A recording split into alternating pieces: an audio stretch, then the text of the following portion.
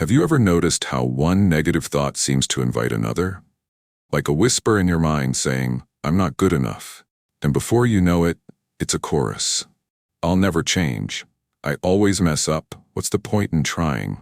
This is the trap of negative thought loops. They start small, just a flicker of doubt or fear. But the more we think them, the deeper the groove they carve into our mind. It's like walking the same worn path in a field every day. Eventually, the grass doesn't grow there anymore, and we start to believe that's the only way through. But what if it isn't? What if those thoughts aren't truth, but just habits? Here's the thing. Our brain is wired to protect us. It tries to anticipate problems, avoid pain, stay safe. But sometimes it does this by focusing only on what's wrong. It loops through past mistakes, criticizes our actions, and imagines the worst-case scenario.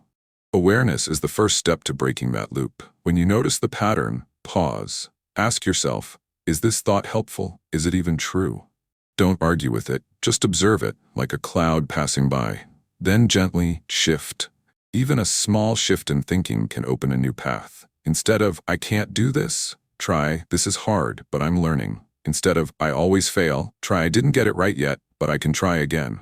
This isn't about pretending everything is perfect. It's about choosing where to focus. Because where focus goes, energy flows.